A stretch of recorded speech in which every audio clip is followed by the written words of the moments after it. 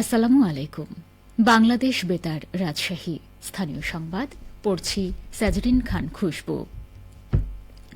রাজধানীর উত্তরার দিয়াবাড়ি এলাকায় মাইলস্টোন স্কুল অ্যান্ড কলেজ ক্যাম্পাসে বাংলাদেশ বিমান বাহিনীর প্রশিক্ষণ বিমান বিধ্বস্ত হয়ে বিমানের pilot flight lieutenant Mohammad Tauqir Islam সহ অন্তত ৩১ জন নিহত ও ১.৫ শতাধিক আহত হয়েছে।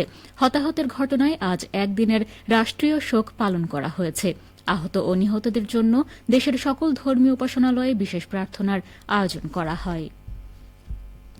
রাজধানীর মাইলস্টোন স্কুল অ্যান্ড কলেজ ক্যাম্পাসে মর্মান্তিক বিমান বিধ্বস্তের ঘটনায় নিহত ও আহতদের প্রত্যেকের জন্য সরকারের পক্ষ থেকে সব ধরনের সহায়তা দেওয়া হচ্ছে বলে জানিয়েছে প্রধান উপদেষ্টার কার্যালয়। আজ প্রধান উপদেষ্টার প্রেস উইং থেকে এক সংবাদ বিজ্ঞপ্তিতে এ তথ্য জানিয়ে বলা হয়েছে, নিহতদের প্রত্যেকের নাম পরিচয় যাচাই ও তালিকা করা হচ্ছে। যে সকল মরদেহ শনাক্ত করা যাচ্ছে না সেগুলো ডিএনএ টেস্টের মাধ্যমে শনাক্ত করা হচ্ছে। এর পাশাপাশি ঢাকার কয়েকটি হাসপাতালে এ ঘটনায় আহতদের সুচিকিৎসায় সর্বোচ্চ ব্যবস্থা নেওয়া হয়েছে। বিজ্ঞপ্তিতে বলা হয়, বিভিন্ন মহল থেকে হতাহতের তথ্য গোপন করা হচ্ছে দাবি করে অপপ্রচার চালানো হচ্ছে, তবে এ দাবি সঠিক নয়। বিজ্ঞপ্তিতে আরও উল্লেখ করা হয়, মর্মান্তিক এ ঘটনায় আহত ও নিহতদের সম্পূর্ণ ও নির্ভুল তালিকা প্রকাশের জন্য বাংলাদেশ সরকার, সেনাবাহিনী প্রশাসন, বিদ্যালয় কর্তৃপক্ষ ও হাসপাতাল কর্তৃপক্ষ একযোগে কাজ করছে।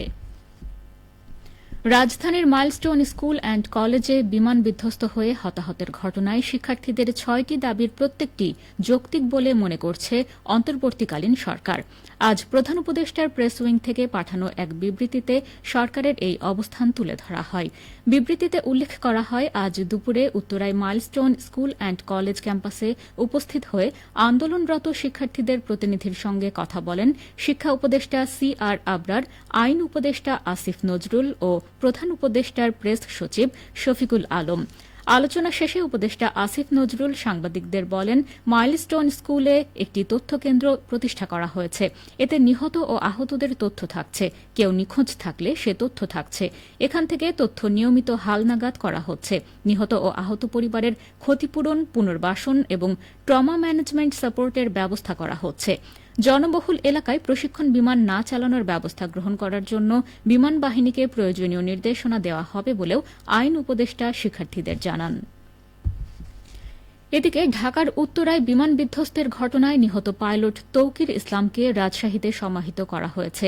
আজ বিকেলে রাজশাহী মুক্তিযুদ্ধ স্মৃতি স্টেডিয়ামে নামাজ জানাজা অনুষ্ঠিত হয়।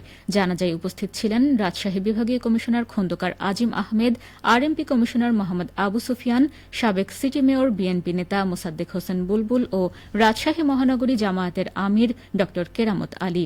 জানাজা শেষে নগরীর সপুরা গোরস্থানে তাকে দাফন করা হয়।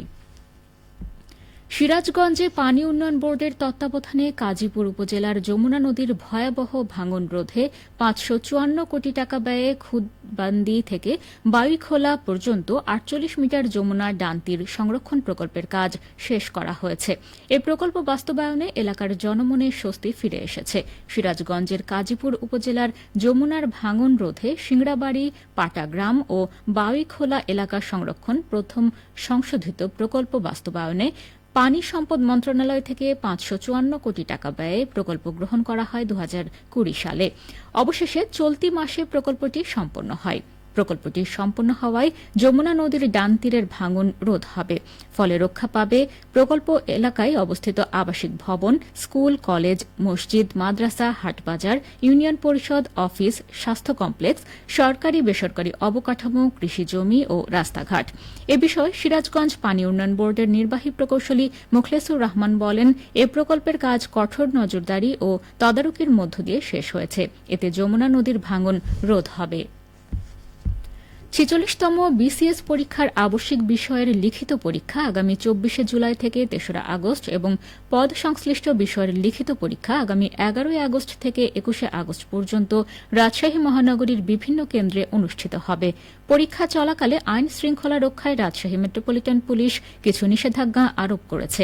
বিজ্ঞপ্তিতে বলা হয়, পরীক্ষা চলাকালীন রাজশাহী মেট্রোপলিটন পুলিশ আইনে অর্পিত ক্ষমতা বলে পরীক্ষা কেন্দ্রের চারপাশে ২০০ গজের মধ্যে সকল প্রকার মিছিল, মিছিল, মিটিং, সমাবেশ, বিক্ষোভ প্রদর্শন, মাইকিং, বিস্ফোরক দ্রব্য ও অস্ত্রশস্ত্র বহন এবং 4 জনের অধিক লোকজন একত্রে চলাচল নিষিদ্ধ।